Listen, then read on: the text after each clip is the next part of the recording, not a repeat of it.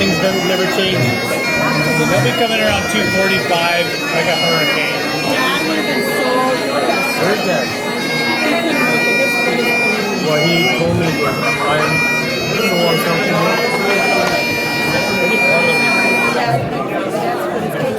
Them? Good afternoon! No.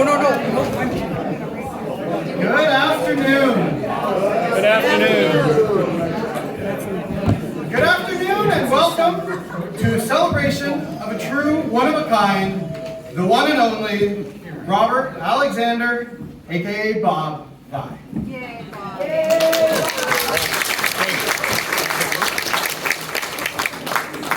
For those of you who don't know me, my name is Nick Poisson, and I'm the eldest grandchild of our beloved Louise. My connection to Bob goes back to 1989 when we were introduced by our mutual friend Louise. But hi Lois, nice to see you. Personally, I never got the chance to meet either of my blood grandfathers. And when I met Bob, he didn't have any grandchildren of his own yet, so it was a new thing for both of us. Now, I don't know if you've ever thought about this, but 6-year-olds and old guys have very similar life philosophies. Take it slow, enjoy the silly jokes, eat all the sweets. So it's fair to say that Bob and I hit it off. Now, I didn't know Bob as a young guy, obviously, but dare I say, he was born to be an old guy. He loved to take time, learn about everything, chat with absolutely everyone, and of course, he could navigate a silly joke as easily as he did a sweets table. Over the years, Bob and I retained our bond. Not because of anything special on my end, but because of Bob's big heart, his genuine curiosity and concern for the world and people around him. And at absolutely any gathering, he always made a beeline for the young people. You've probably noticed this. He always wanted to know what you're working on, how school was, how was that last trip, how's your brother doing? Oh, by the way, did you know Brandon got a new car? Yes, he talked about you guys a lot. I think that big heart and curiosity led to his lifetime of service. I actually just the other day found out that Bob started volunteering when he was a teenager. And at the time I was taken aback. Then you think a bit more about it, yeah, checks out. So when you remember the way that Bob would always stop to chat with anybody, share a laugh with it or a smile with a person, I don't think Bob was just doing it for Bob. My dad had a phrase, if you meet someone today who doesn't have a smile on your face, do them a favor and give them one of yours. And I really believe that Bob lived by that ethos as well. So while there were many, many instances of Louise rolling her eyes because Bob's talking to the waitress again, I really believe that it was Bob seeing a little bit of value in trying to help turn someone's day around, even just a little bit. That lifetime of service and the bond that Bob and I shared continued when I moved to BC as a young adult, having grown up in Ontario. I lived here for a few weeks and I came out to spend a weekend with Grandma and Bob. Grandma was tied up with an art sale all Saturday, so I asked Bob to give me a tour around the area and to tell me a little bit about the history. Now, as you all know Bob, that was like Christmas morning for him. But again, this was him providing a service, sharing the lifetime of knowledge and experience and the things he had learned with a younger generation. In fact, this is true, for a long time I had a document going in my phone, things to ask Bob. And anytime we get together, I'd have a new list of things that I wanted to pick his brain about. But that particular day, half the ride wasn't just telling me about the history, it was asking me about myself and asking me about the history of where I grew up and what I knew. He was endlessly curious, endlessly wanted to know about people and the world around him. Now, I tell these personal anecdotes, not because our relationship was, well, it was definitely special, it wasn't unique. Bob had very similar relationships with all his grandkids and with many, many people outside the family, as this group is a testament to that. And it's almost as if he had a limitless capacity for curiosity and especially for welcoming people in, which we've seen with Jess, with Matt, with Paige, Serena, Rebecca, and even Travis. Don't worry, Louise okayed that joke. So although Us cousins never met our real grandpa. We were certainly never left wanting with our fake grandpa. One last thing I'll tell you about is that I actually talk about Bob and Louise's relationship a fair bit. I love to talk about it. I love to tell my friends about how every afternoon Bob says, "What are you drinking, love?" And he makes her a cocktail. And every single person says, "That's relationships goals." It makes people optimistic about love. It really does. And then, of course, people want to know what my grandma drinks, but that's a topic for another. Finally, before I introduce our first speaker, just one word of advice to our speakers and anybody here today. I personally felt a lot of pressure to get this right. You know, you only get one chance to eulogize somebody. But it's not true. Somebody like Bob is going to be talked about for a really, really long time. And on that note, I'd like to invite Bob's eldest son, Mark Vye, to say a few words.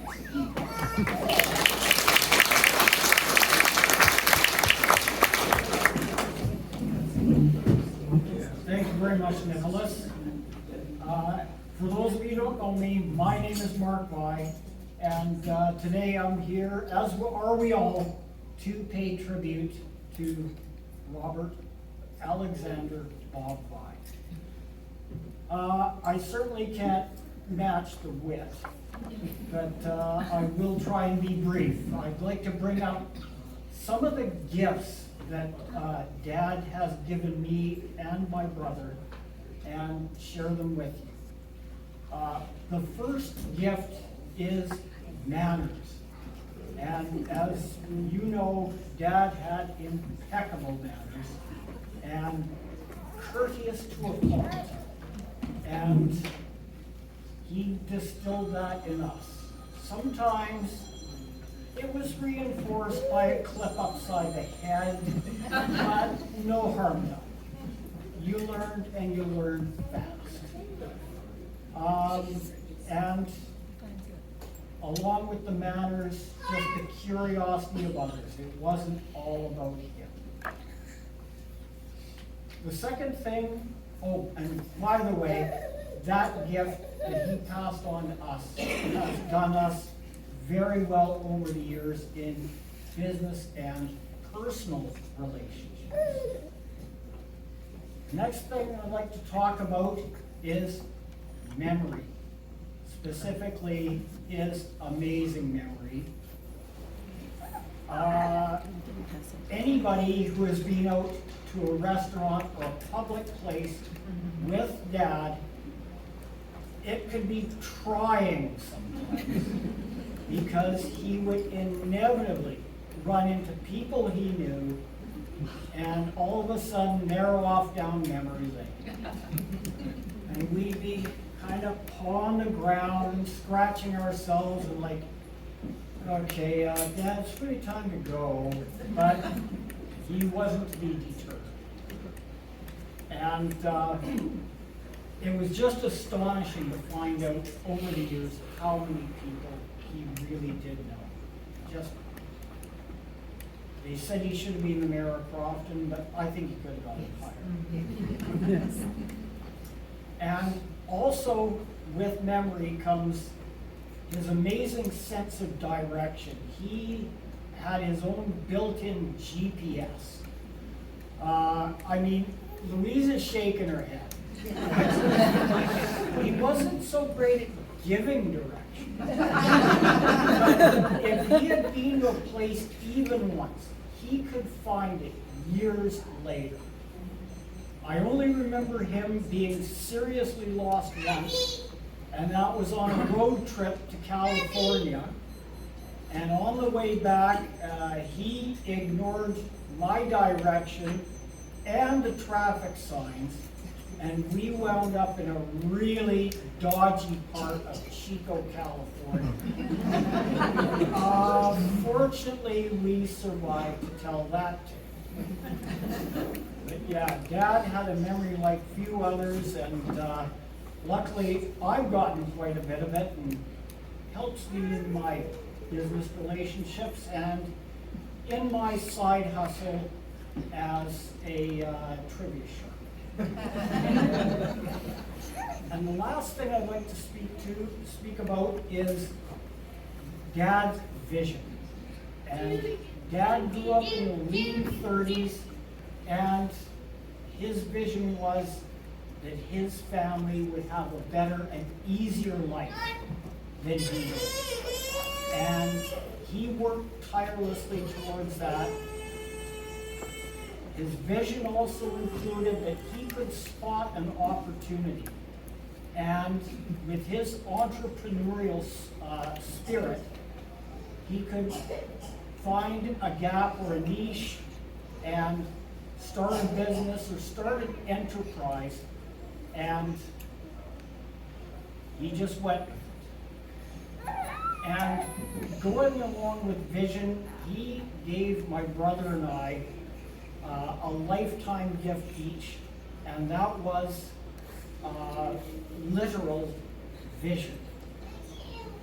Greg and I were pretty much blind as bats growing up. Coat glasses, and we were one of the first 10,000, I believe, in Canada to get laser surgery, and that was courtesy of Dad. He paid for the whole whack. So it's a gift I thank him for every day, and I'm sure Greg does as well. So in conclusion, I'd just like to say that it wasn't always easy being his son, but it was certainly worth it. And for all the gifts he gave, all the friends he made, we thank him for his time with us, and he won't be forgotten. Thank you very much.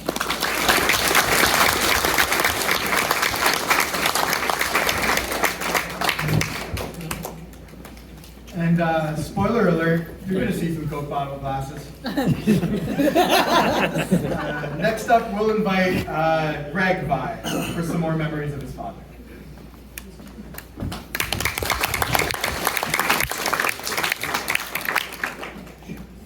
Thanks everyone for coming. It's nice to see some people coming from such far distances away. Hope you can hear me. I can only hear myself here. So. You're good. You're good. Good? Sound check?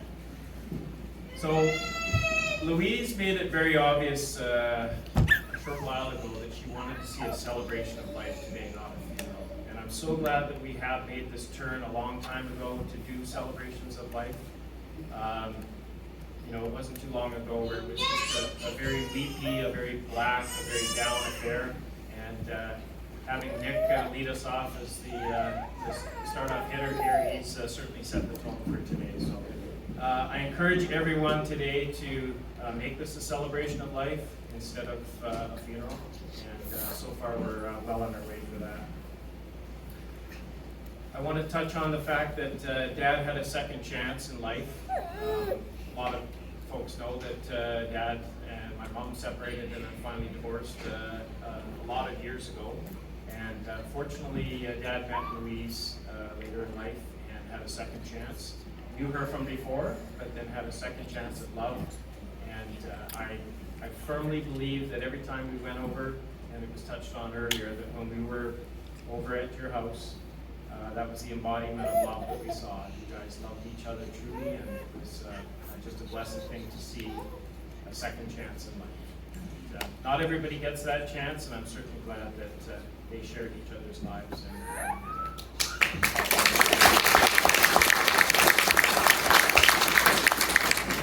So it's been touched on earlier with Nick and my brother Mark there that there wasn't a chance of going out around town and not running into somebody. It would turn a 5-minute affair into a 45-minute affair. I'm trying not to turn this into a 45-minute affair, but it was just one of those things that it was just classic Dad. We'd head out to the post office, which should have been 5 minutes, head out to the store, and he ran into Tom, Dick, Mary, everybody around town here. So, and it was was also mentioned, this is trouble going third, eh? Some of the good material's already gone. But one famous expression, or I shouldn't say famous, but rings through my head on a regular basis was, "You must be Bob Vye's dad," or Bob Vye must be your dad. And I would go in to order something at the parts store, or I'd go in and introduce myself, or I'd be reserving something or filling out some paperwork, and Vye, you must be Bob Vye's son, and that was a given. That's a funny quote from Mark there, that he could have been the mayor of Crofton there, because he could have been darn near everybody, and campaigning wouldn't have been too hard for him, that's for sure. So. And I love the fact, one of the things I loved most about Dad, especially in his prime, later years, God bless him, that it wasn't always the case as some of the memory things started slipping in. But the earlier years, we were separated for a lot of years. I was out in northern Alberta, I was up in Edmonton, we were up island for a couple of years, and we just weren't always in the proximity of Dad and Louise. And Dad would check in every couple of days there. If a day or two went by and you hadn't heard from Dad, you could almost look at the telephone and that phone was going to ring. So I loved it about Dad that he didn't so much want to spend the time talking about himself. I would always ask him what's new with him, and that would go on for a couple of minutes, but invariably he would turn it around and want to know what's going on in your life. And my life was quite a bit different than my dad's, although we did cross paths, not at the same time, obviously, but at the mill. He was at the mill, I was at the mill, but we had quite different positions there. So he always wanted to know what was new, what was happening there, explain it to me, show me a little bit about what your life looks like, and I love that about him. And then I'd want to know a little bit more about him, and he'd always want to turn it back on what was happening in my life. So. And not just my life, my wife, lovely wife, RJ's life, and my kids, and now grandkids. So. And I had a unique opportunity, or I should say opportunity, circumstances that led me to discover about 2 weeks ago, I happened to be the exact same age at that time as my dad was when Regina and I got married. So I mentioned it to the family, and I started thinking about what does that mean. I was looking in the mirror and comparing myself to Dad and making some obvious comparisons there. And the one thing I started thinking about is I've got an opportunity now to emulate what he was doing. And that's the telling of tales, the telling of stories, the telling of experiences to the family. And I thought to myself, this marks a spot, a line in the sand where I need to start doing the same. The only way my family's going to know what happened in my life past is to carry on talking about those kind of things. And where did that come from? Well, the storyteller that was Bob Vye. And that's about all I wanted to say. I just love my dad dearly, and I miss him. I encourage you to sign the guest book, please, so that we can remember who was here. And before I get too weepy, I'm going to step away from the podium, but thank you to everyone for coming.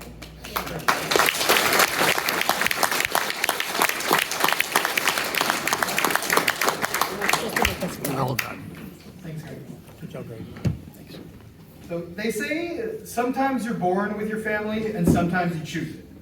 In that vein, we're about to hear from Donna Vye, who wasn't born with that last name, but she'll tell us about her lifelong connection to the Vye family.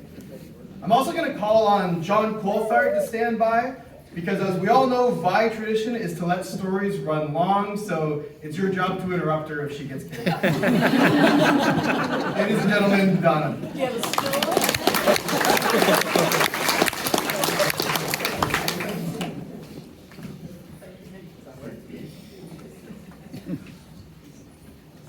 Hi, as he Well, said, that's about enough.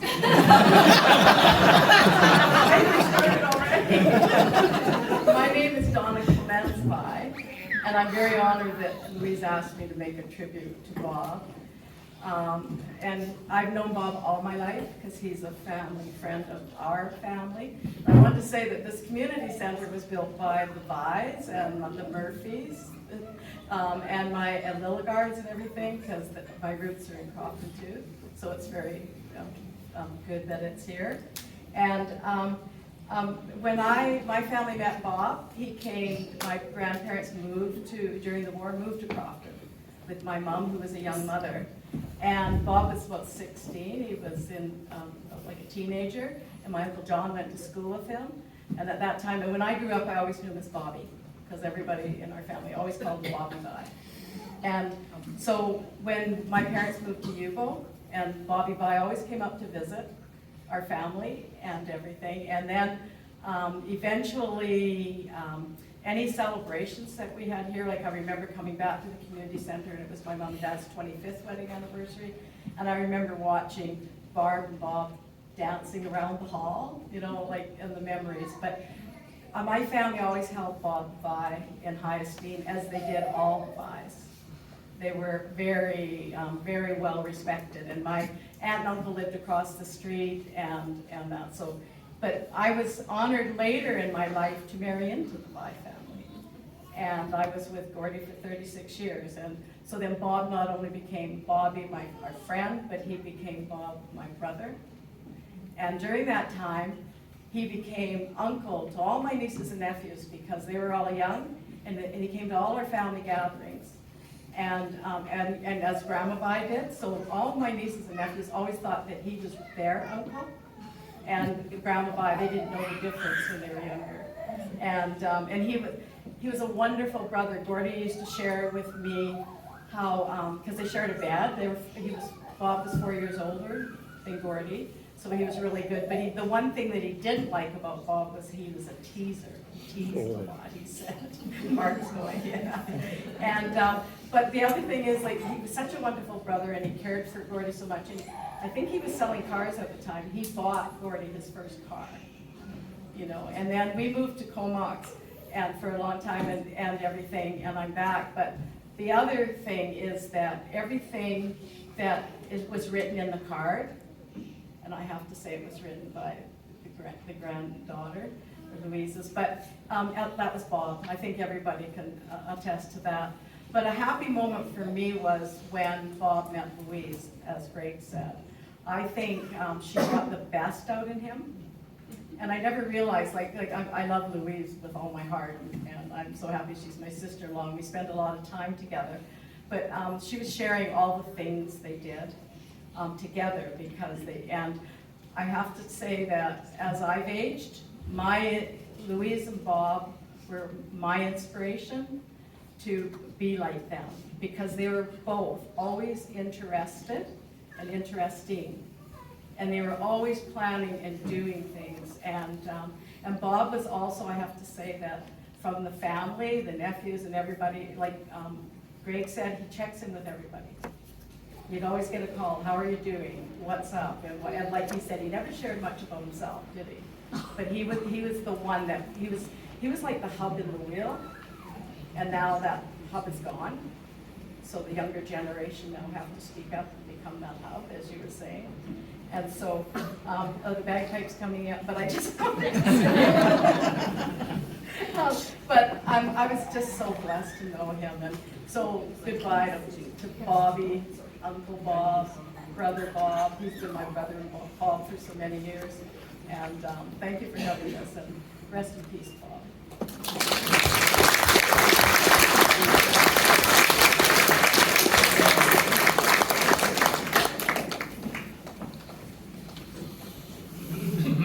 Can I say I forgot one thing? But I have to say though, but with Bob, he brought these wonderful boys. I've been Auntie Donna to them since they were young, and they're a wonderful family. I love them very much. And their kids. Where are you?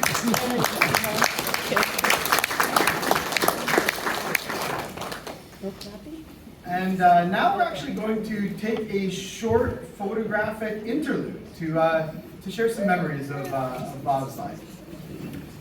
Here come the Coke bottle glasses.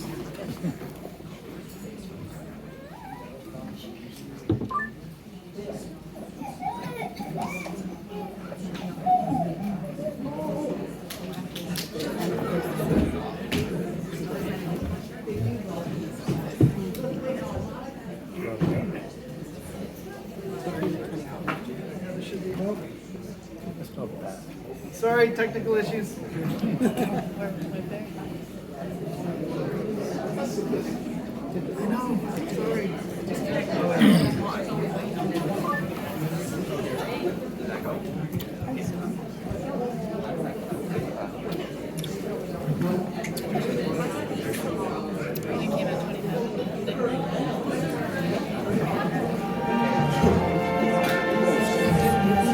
see trees of green,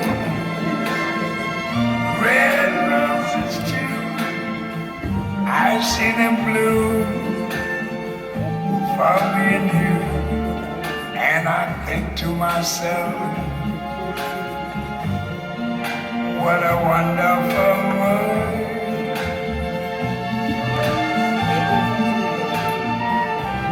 I see skies of blue and clouds of white, the bright blessed day, the dark sacred night. And I think to myself, what a wonderful world.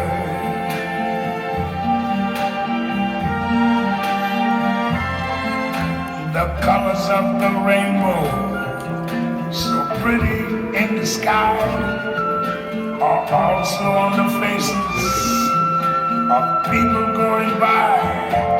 I see friends shaking hands, saying how do you do.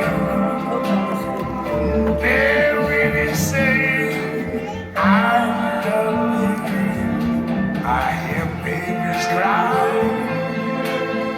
I watch them grow.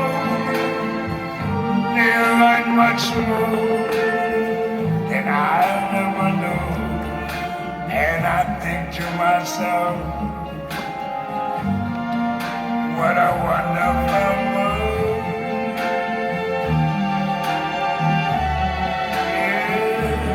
Yes, I think to myself, what a wonderful world.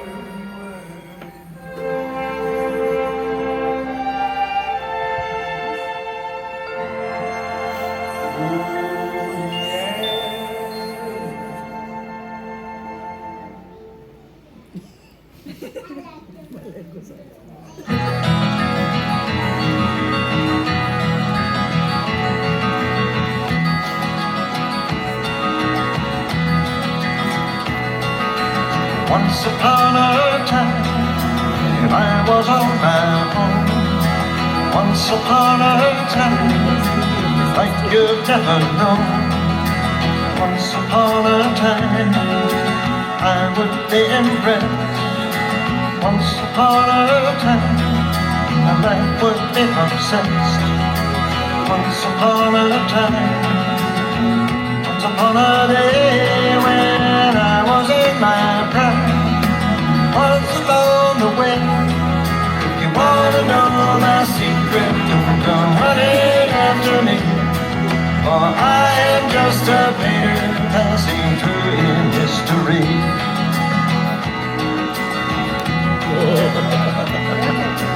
Yesterday is gone, yesterday's alright.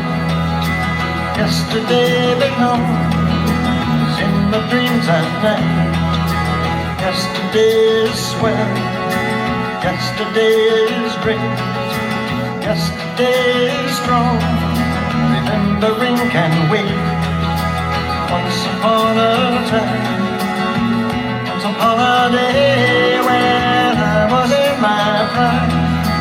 Once along the way, if you wanna know an answer, I can turn your life around.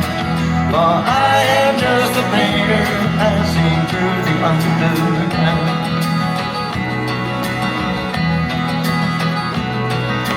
I was in my stride, always at my game. Here comes Mr. Cool, along the walk of fame. I was in demand, always in control. The world was in my hands, a touch it turned to gold. Once upon a time, I was in a days when I was in my prime. what's along the way. You wanna know my secret, don't come running after me, for I am just a painter passing through in history.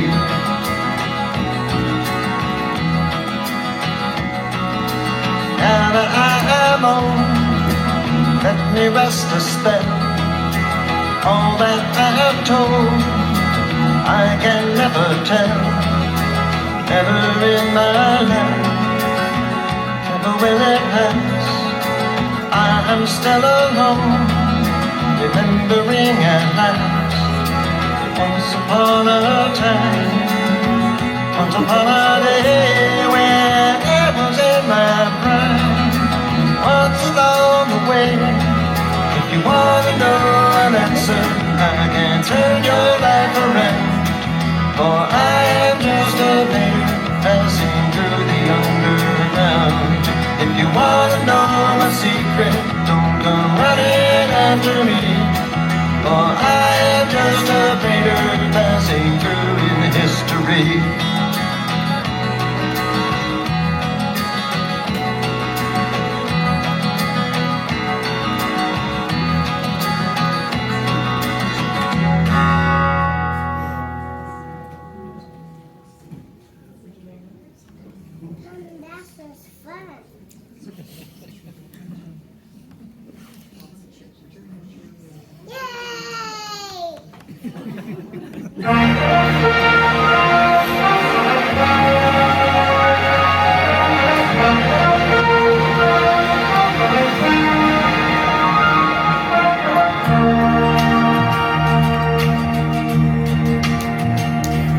There's a ship lies rigged and ready in the harbor. Tomorrow for old England she sails, far away from your land of endless sunshine, to my land full of rainy skies and gales. And I shall be aboard that ship tomorrow, though my heart is full of tears at this farewell. For you are beautiful, and I have loved you dear, more dearly than the spoken word can tell. For you are beautiful, and I have loved you dear, more dearly than the spoken word can tell.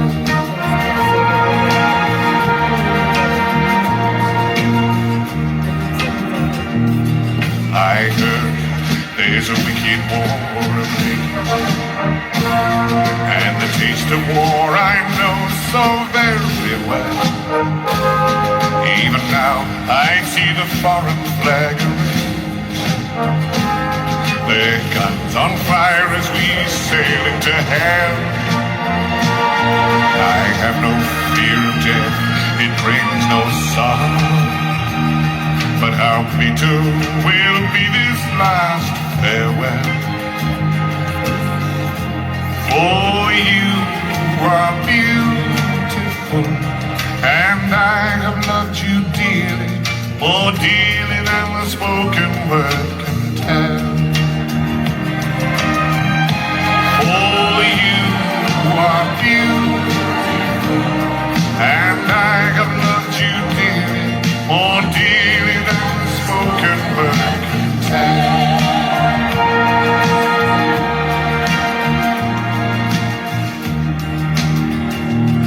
Though death and darkness gather all about me, and my ship be torn apart upon the sea,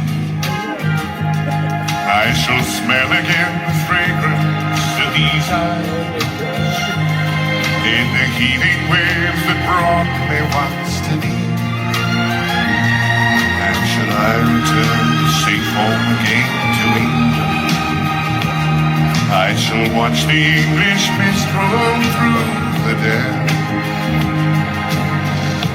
For you are beautiful, and I have loved you dearly, more dearly than the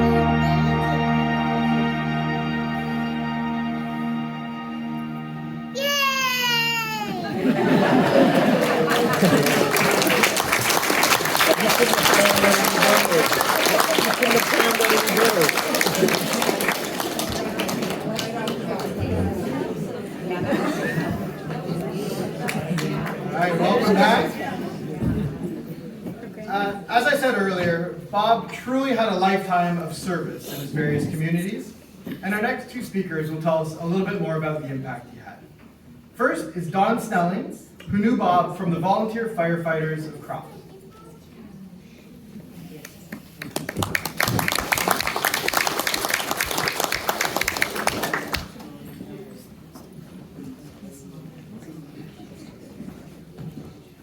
Hey to everybody.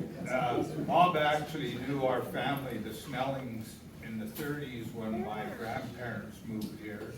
My dad was a little baby and Bob pushed him around in the baby carriage.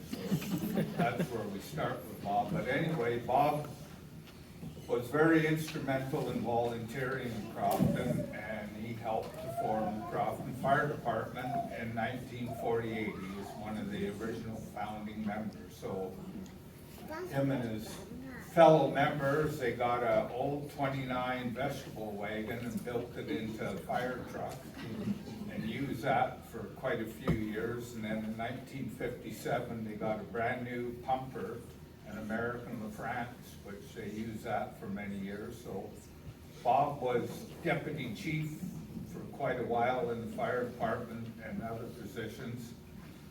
My dad served with him. I see a couple other members. Bobby Oscar served with Bob through years, so Bob put a lot of volunteer hours into the hall. One story, when they opened the new fire hall over here in 1967, they had this big party. And Bob decided that him and some people should go swimming. So Bob phoned up my mom and says, if you go swimming, Marlene Millen will go swimming. So he phoned Marlene Millen up and said, yeah, if you go swimming, Ann Snelling will go swimming. They all got together and went down to the harbor there and dove in. I didn't hear much, I was pretty small at the time. But anyway, Bob was a very instrumental person in the community and helping people out. And there's many more stories about Bob. We could be here for a week telling them, but Bob helped me out quite a bit growing up. I grew up with Mark and Greg, so we've known each other a long time. So anyway, glad everybody's here, and rest in peace, Bob.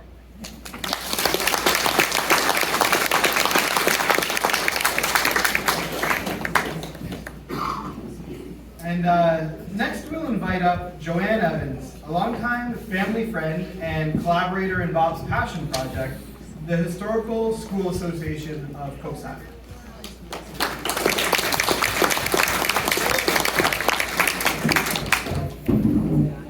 Well, that's enough about the niceties of Bob. Anyway, it's sure nice to see so many people here today. Bob was a much-loved guy and has been a friend to our family for literally a lifetime. He first met my mother, Lois Evans, 80 plus years ago at a one-room school in Coxsackie. Little Bobby Vye was around 5 and Mom was about 8. I'm going to assume that he was a precocious child because of all the many stories he told me about the wild days of his youth. Bob has many monikers, and some are as follows, but I'm sure there are many that can't be repeated.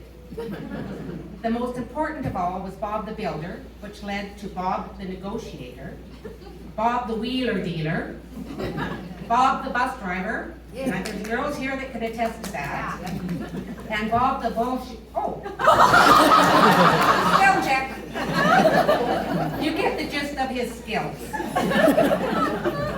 Bob joined a group of alumni of the one-room Coxsackie school to try and convince the school district to let the school stay standing and to fix up the grounds for a park for the neighborhood.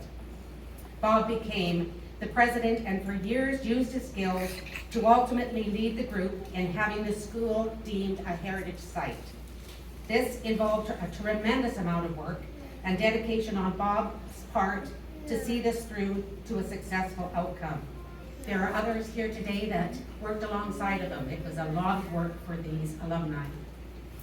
He was on a mission, and as a negotiator and a wheeler dealer, he was able to obtain a number of grants and most of the materials needed at little or no cost to the society. It was said that local representatives of government and retailers in town would try to avoid him like the plague, knowing that he would get something in the way of funding or materials from him. The school is now in the hands of the Métis, thanks to Shelley, and they have the money to keep the school in good shape. Bob will be pleased to know the building has been rewired and ongoing work is being done to keep it up to date. You can see the school in Cooksyla. On a more personal note, Bob was a very good friend. I hope he knew that I cared about him and Louise a great deal, and I'm going to miss Bob, the best guy ever.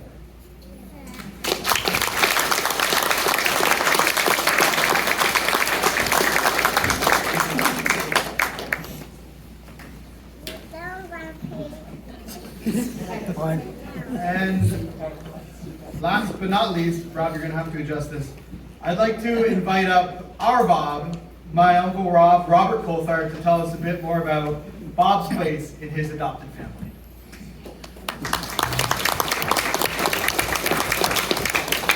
I think that's pretty good, Nick.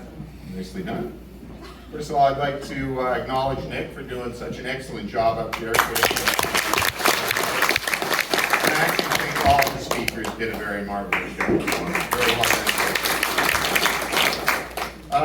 For those of you who do not know me, I am Rob Coulthard. You may have recognized me on some of those photos there. There's like some little kid that was there. It seemed to me now I'm, alas, growing up and getting ready for retirement years myself, but it happens anyways. I'm son of Louise. Robert is a name I am very proud to have shared with Robert Bob Vye. And as Bob was fond of saying, there are two types of people in this world, those named Robert and those who wish they were. So I hardly agree with that one for sure. I have a couple of things to say here. I did write some stuff down. You know, Bob Vye was about family, friends, acquaintances, and above all, relationships amongst these people. Bob knew a lot of people. He is one person that you could say pretty much knew everyone, right? Certainly in his space. He was genuinely interested in every person he met. And due to this interest, he was able to form many enduring relationships. Bob had many outstanding characteristics that assisted in his ability to forge relationships. I'd like to take a few moments here to reflect on some of the characteristics from my perspective here. First of all, Bob was a family man. I suppose I first met Bob in Barrage Street in Crofton. I say suppose because I was quite young at the time. Many of you were here likely remember those days much more than I. Famous names that live on Barrage, like the Postgates, the Nixons, I recall, the Upguards, of course, were there. That's why I was there. And the Vyes were a famous name. There was a badass family down on Beck Road there at the corner. I can't remember their name, and I hope nobody. But yeah, that was. I remember those days, and of course, at the time, Papa, Nestor, my Nana, B, and our Uncle Bill, they were building their retirement home. And the Vyes were living next door, of course. So this is, of course, where the Coulthard horde first met the Vyes, right? Including Mark and Greg. And we've known them for some time since. As I say, recollection of these days is a bit sketchy. But there are a couple of fuzzy memories that stand out, such as there were blackberry bushes that separated the two yards. And there may have been an incident where Mr. Vye helped a young, distraught Coulthard boy who got quite entangled in those bushes. Might have had a little cry or two, I don't know. But I don't know who that boy would have been. Also, a dim memory of Bob helping with bike riding that ended in rather poorly when someone ended up plowing into a log at the end of Barrage and going arse over proverbial tea kettle. I'm not sure. Anyway, so let's fast forward 20-ish years now, and we were reintroduced. My mother, Louise, would frequently visit Nestor and Bill to help them out, as Bee by this time had sadly passed. One day, Mom announced that she was going to retire and look after Nestor and Bill full time. It turned out Louise had an ulterior motive. She had a handsome suitor named Bob. It was clear that Bob and Louise were meant for each other. Bob quickly became a member of the family. And Bob was always there for our family. He was a savior for my mother, helping to look after Nestor, Bill, assisting and supporting through the difficult that all families go endure. He was there for marriages. He was there when grandkids were born. He was there with Nick, you know, not even born, but he was there for Nick. He was on family vacations with us, the Okanagan. He was at our family events. Bob wasn't part of the family. Bob was family. Bob had a way with the grandkids, right? There was a time when we were having a family event in the house on Barrett Street, where our infant son, young Taylor over here, was quite fussy due to the colic, you might say. Taylor was inconsolable with cement, but Bob took him, and through sheer perseverance, was able to calm the young whippersnapper down. As Bob said at the time, there's not 1 in 100 who would have had that patience to do that. And Bob was that sort of person with the grandkids. Bob was like this, patient and kind with all his grandchildren. In recent years, Bob was still just as interested and helpful towards our families. To me, Bob has always been family first. Another characteristic, Bob was a gentleman. A couple of people have kind of touched on it here a little bit, right? And what defines a gentleman? So I looked at it. Dictionary defines it as a chivalrous, courteous, or honorable man. Bob was the first up to shake your hand. There was never a door he didn't open. Bob always showed gracious courtesy to all. Honor was his creed. Bob checks all the boxes in that definition. But Wikipedia mentions being a gentleman means treating others, especially women, in a respectful manner and not taking advantage.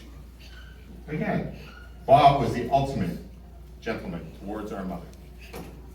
He was always respectful, courteous, and chivalrous. He was accommodating, thoughtful, and considerate.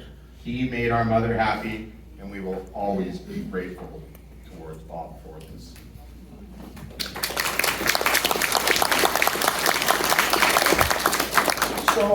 So perhaps the question is not what defines a gentleman. Perhaps in this case it is, who is the epitome of a gentleman? And I submit that the answer to this is Robert Vye. Bob was a gentleman.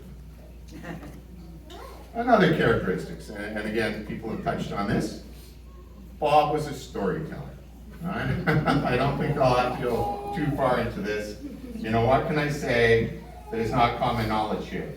Who has not been regaled by one of Bob's stories? Right? Bob knew all the people and had a keen sense of detail. Yes, very keen in his stories. Detail being the operative word here. There was never shortage of detail. And here's the thing though, he was always consistent, right? So it goes to the memory, right? He was always consistent there. There was never, I could never find a time when I thought, I've heard that story before, but it was different. No, it was always there with that sharp mind of his, right? The facts never strayed. Even in his later years, he was still sharp in his storytelling. But enough said on the storytelling, as I said. I'm sure others have already talked about that.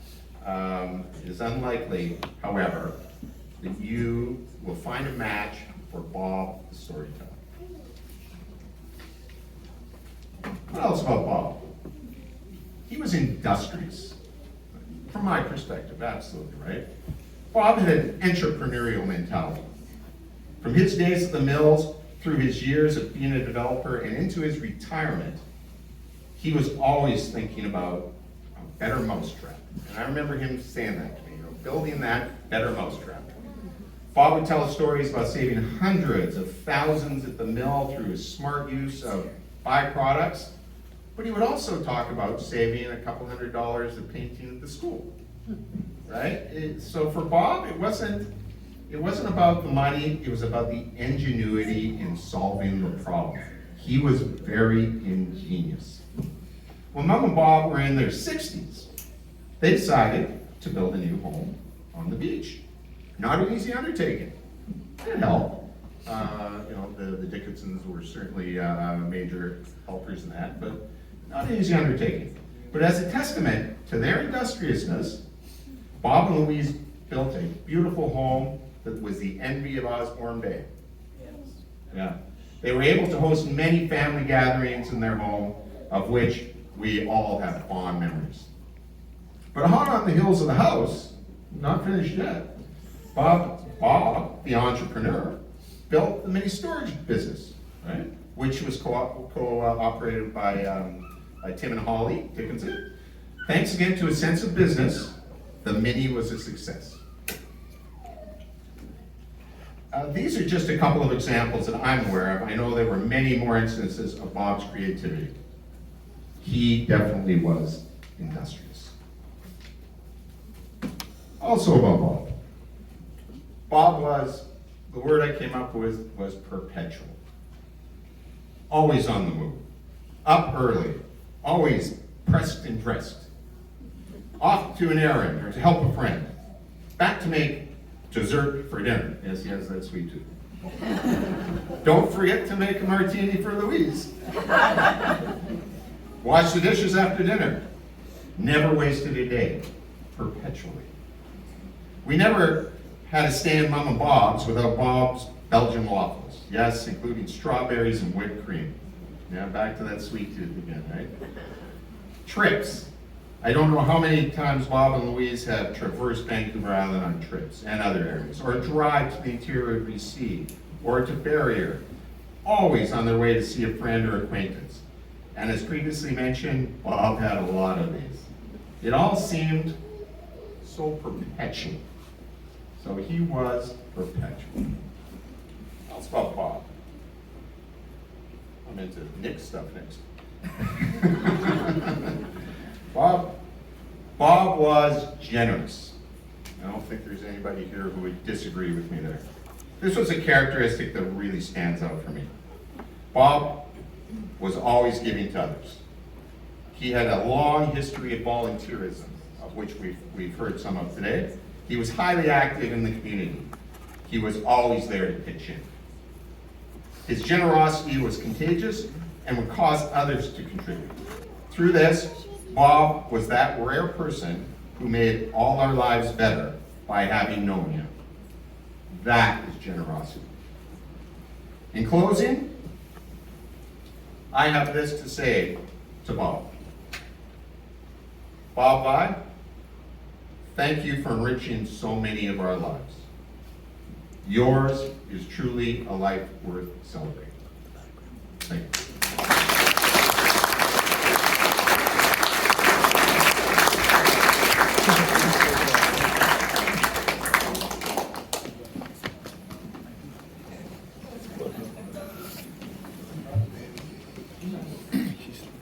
And that is it for our scheduled speakers, but I know a few people wanted to say a few things. So we wanted to open up the floor now. If anybody would like to get up and say a few words, maybe share a few memories of Bob. I know my cousin Kendall would like to. So come on up, introduce yourself, and tell a bit of give us your thoughts.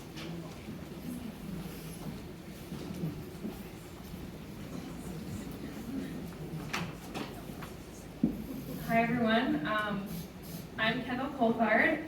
I'm like suddenly very, very nervous. I'm usually pretty good at public speaking, but it's a little harder when it's some personal stories about someone that you love. So A lot of things have already been said so well today. Thanks everyone for sharing that. I enjoyed some reminiscing while you were all speaking. So I just wanted to share a few memories that I have of Bob, or as I called him, my Grampy. Rob just stole my line about the waffles, but I have so many fond memories of waking up in Crofton and having these amazing fresh waffles that were Grampy's specialty. And as I got thinking about it, I thought he had a lot of specialties, and I really like food, so that was the way that I really remembered him.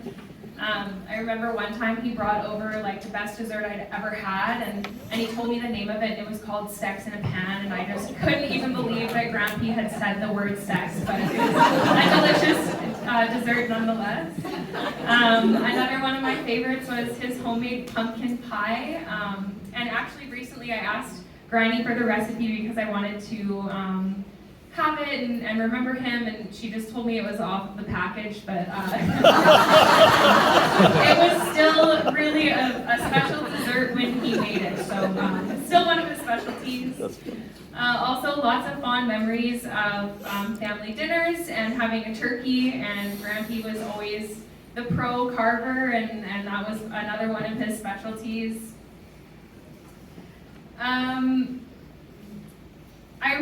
Another fond memory for me is how much he used to sneak me some cash every time I got a good grade. So I always looked forward to him coming over after I got my report card, because it meant getting a little extra money in my pocket, and I got a lot of good grades, so yeah, that was cash from him. And he always just really supported me. We talked about it a lot, but he always wanted to know what I was up to at school or at work, and he just was very supportive, and he always remembered what I was doing, and always wanted to comment on it and hear about what I had to do, as well as Travis. He's always very interested in his life and remembered lots of things about him, so I always really appreciated that. I know we talked about the love that Granny and Grampy shared, and I always just really looked up to that, and I always just really loved your love, and I just thought it was wonderful, and I know everyone here felt the same. He was really such a kind man, and we'll all remember him, of course, for his stories and just his really good nature. So thanks, everyone. It's so great to see everyone here celebrating such a wonderful life, and I'm really happy to be celebrating a truly epic man and his epic life. So thanks so much.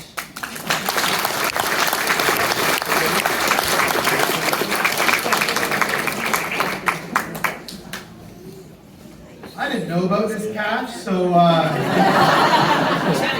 You didn't get good we're grades. testing the will. We'll open it up again. Would anybody else like to say a few words about Bob today? Okay, no pressure. We're all going to be hanging out and sharing stories afterwards.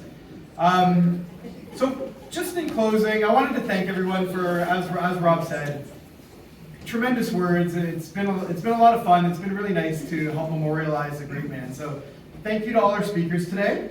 And finally, if you're up there listening, Bob, enjoy the dessert table. You were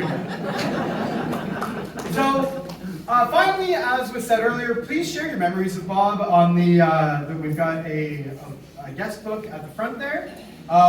We'd also like to invite everyone to stick around for some snacks and refreshments.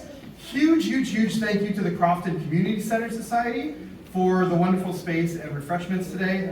And finally, to Anders Murray Hemphill for his lovely play. Anders, if you could play us out, thank